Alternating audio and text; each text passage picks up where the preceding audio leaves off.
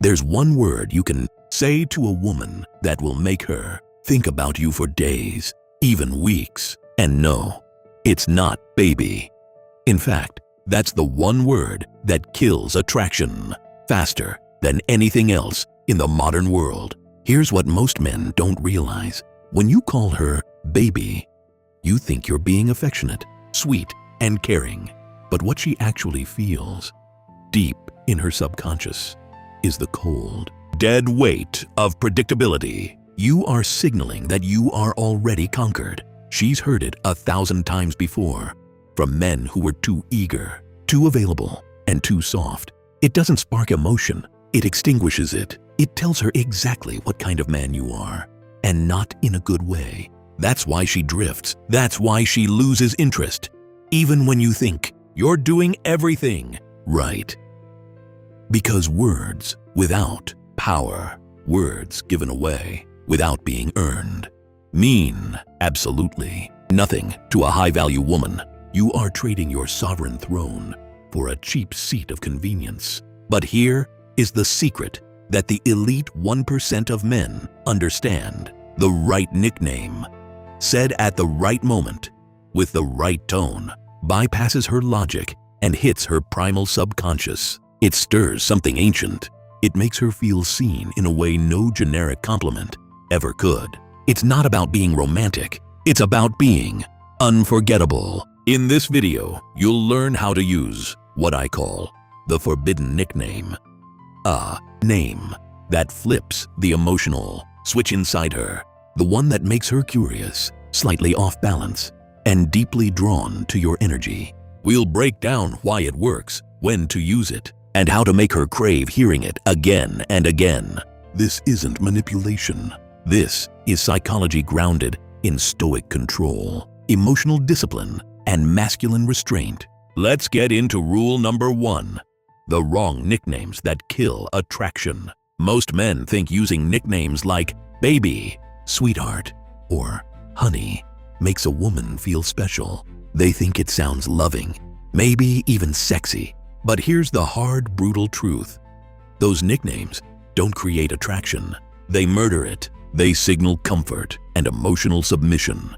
The very things that shut down a woman's curiosity and desire instantly. Let's make this real. Imagine a man who has lost his edge. He thinks he's building a connection by being sweet, but he's actually dissolving the tension that keeps the fire alive. Every time he says baby, he is lowering his frame. He thinks he's building a bridge, but he's really just revealing that he has no mystery left. He is an open book with no interesting chapters. He has become a nice guy, and nice guys don't trigger obsession.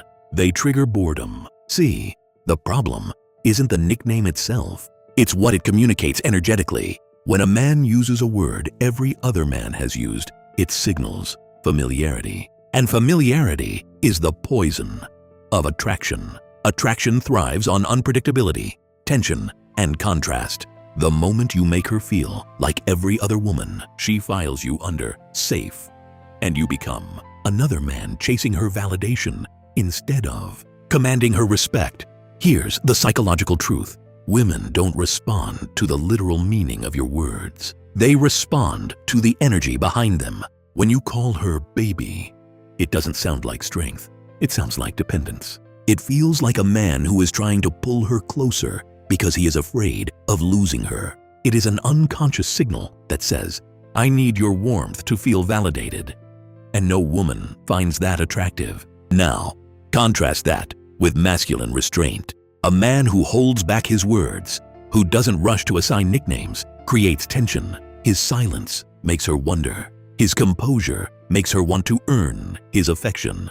The Stoics understood this centuries ago. Epictetus said, control your tongue, and your mind will follow.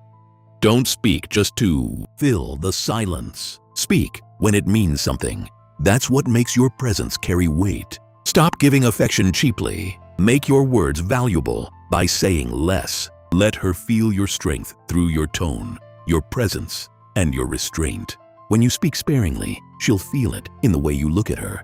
And that's what makes a woman obsessed. Not what you say, but what your silence makes her feel. Leave a comment that says, "I've seen this." If you are ready to stop being predictable, every man thinks he needs the perfect, complicated word to make a woman fall for him. But the truth is, it's not about the word. It's about what that word awakens in her primitive soul. The forbidden nickname isn't cute. It isn't predictable. And it isn't romantic in the traditional weak sense. It is primal. It is the kind of name that slips past her logical defense and touches something deeper. The part of her that wants to feel chosen, claimed, and seen by a man who doesn't beg for her attention. You see, women are emotional creatures by nature. They don't respond to logic or reason when it comes to attraction. They respond to symbols. And the forbidden nickname works because it is symbolic. It's not a label of endearment. It is an emotional mirror. It tells her who she is in your eyes, but in a way that catches her completely off guard. That is why when you call her something like trouble, witch, or little storm, it hits differently. It's not something she's heard 100 times from the nice guys. It's not safe. It's charged. It suggests a mix of danger and playfulness at the same time. The forbidden nickname works because it triggers contrast. She feels seen and challenged in the same breath.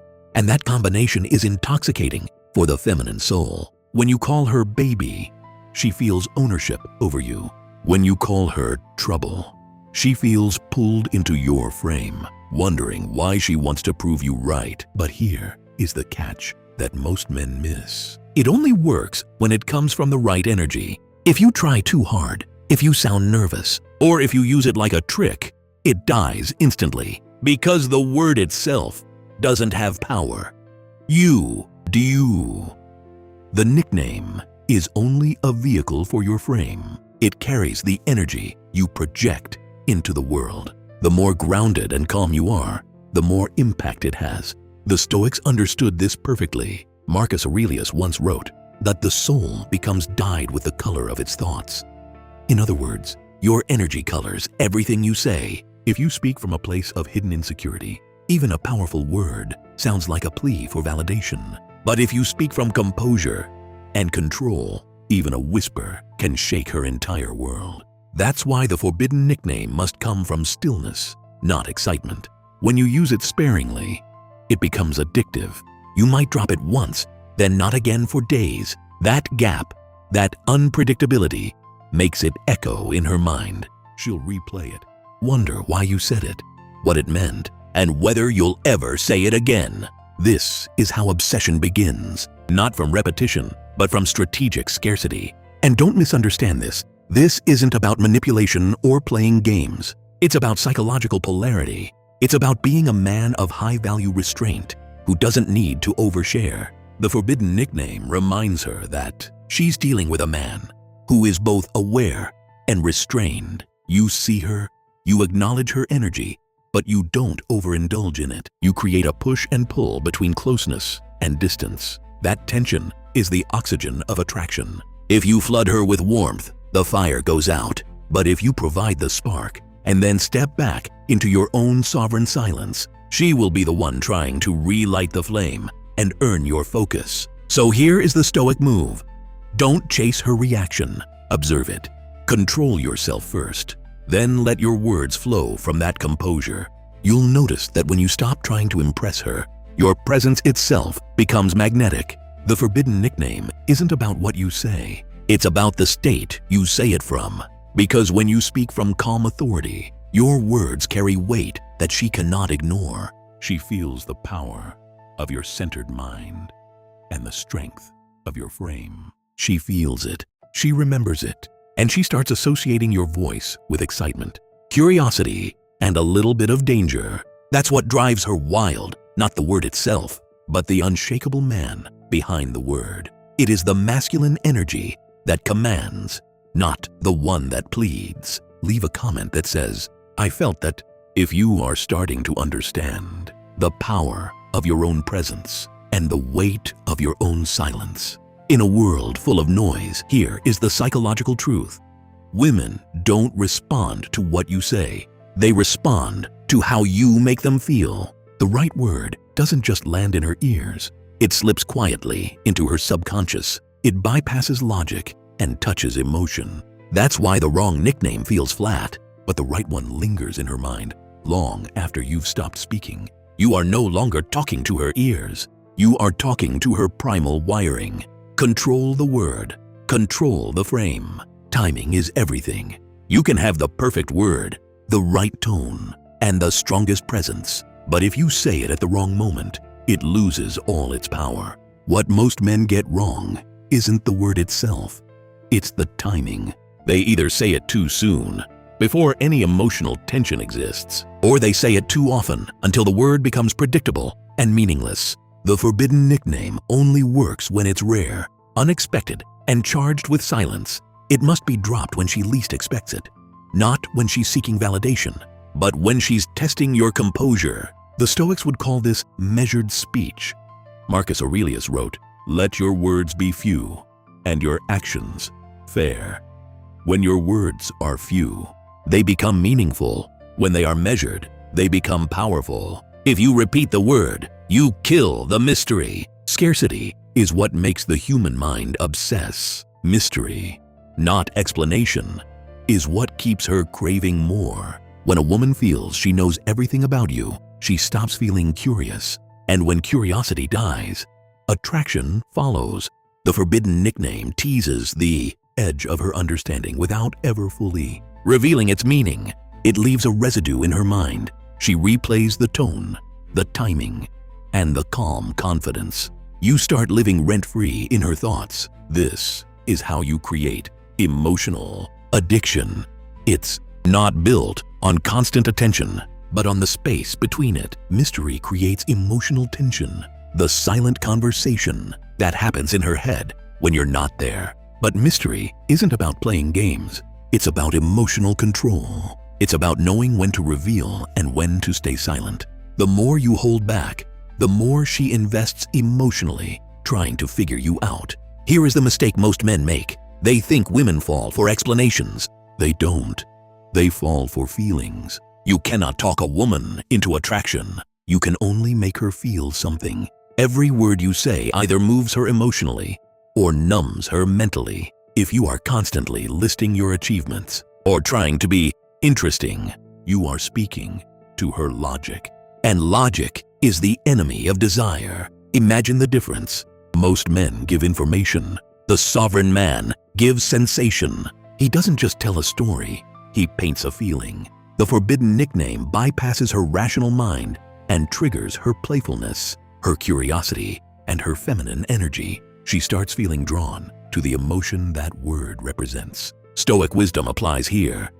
The soul becomes dyed with the color of its thoughts. Your words color her emotional state. If your words carry calm confidence, she feels grounded. If your tone carries depth and quiet certainty, she feels safe. And when she feels both safety and excitement at once, that's when obsession begins. Men who over-explain lose polarity because they keep the conversation in her head. But emotion is what creates memory. Emotion is what ties her to you instinctively, not consciously. When she remembers how she felt in your presence, she starts craving it again. This is why storytelling, tone, and timing matter more than the actual vocabulary. Speak from your emotional truth, not from your ego. Describe sensations, not situations. When you speak from a place of calm masculine authority, even the simplest words can have a devastating impact on her subconscious mind. She doesn't fall for what she hears. She falls for what she feels. Your goal isn't to explain yourself. It's to create a feeling she cannot forget. The forbidden nickname is your tool to create that feeling. You say it once, let it echo, then you retreat. You don't explain it. You don't follow up. You let the silence do the heavy lifting of building the tension that will eventually draw her back. Leave a comment that says, "I've seen this."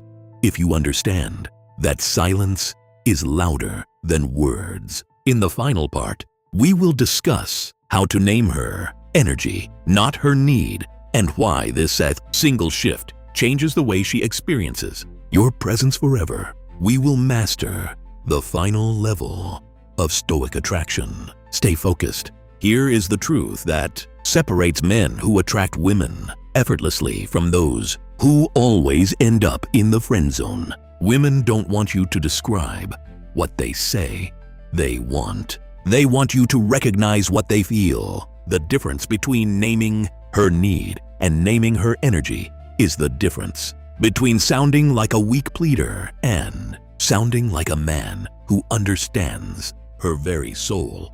When you tell a woman what she needs, you step into a parental role. You are analyzing her, trying to fix her. But when you name her energy, when you reflect the emotion she is radiating, you create a connection that is unbreakable. She feels seen without being exposed. That is true intimacy. That is true attraction.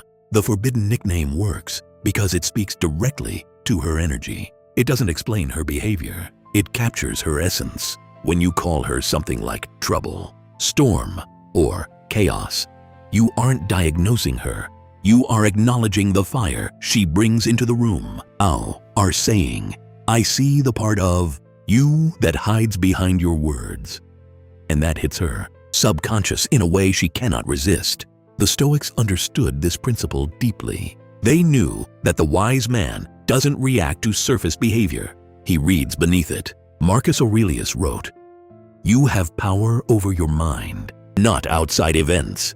The man who sees through behavior and names the energy instead is the one who controls the frame. He is never shaken by what she says. He is tuned into what she feels. Let's make this practical. When she is teasing you, challenging you, or trying to read your composure, that is energy. If you meet it with logic, it dies. But if you meet it with awareness, if you smile and say, "You've got that dangerous energy tonight," suddenly her guard drops.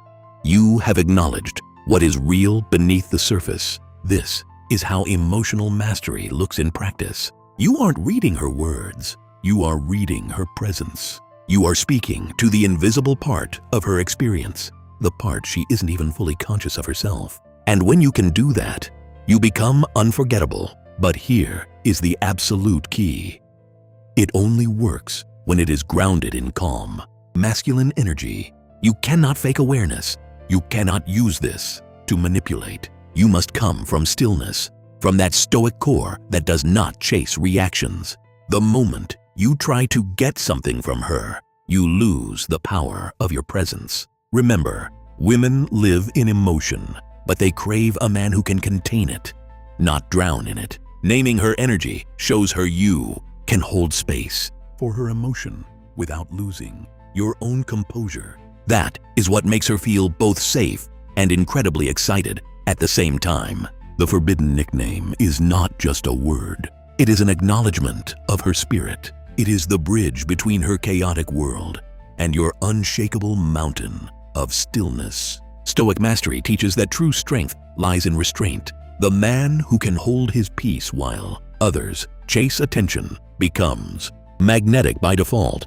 Mystery isn't about manipulation. It's about self-command. It's about letting her feel your presence, even in your absence.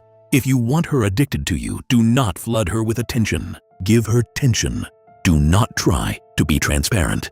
Be steady, grounded, and a little unreadable. The more she tries to figure you out, the deeper she falls. One word, one silence, one look at a time. This kind of communication isn't just a trick. It is a lifestyle. It requires you to be a man of high character and internal discipline. That is exactly what we teach in the Aion Stoic Inner Circle. How to use presence instead of persuasion. How to lead instead of follow. If you are ready to stop being the nice guy and start being the sovereign man, then your journey begins now. Stop chasing approval and start commanding respect. If you found value in this lesson, leave a comment that says, "I felt that." It lets me know that you are ready to apply these principles. Join our members-only section for deeper psychological breakdowns and exclusive Stoic strategies that we can't share here. Don't forget to like and subscribe to stay part of this tribe. Your words carry weight only if you have the discipline to use them sparingly. The world is full of noise. Be the silence that commands attention. I've seen this. I've lived this. Now, it's your turn to walk the path. Keep your frame, hold your silence, and never settle for being just another predictable man. The forbidden nickname is just the beginning. The real power is the man you become while using it. Stay stoic, stay sovereign. See you in the next one.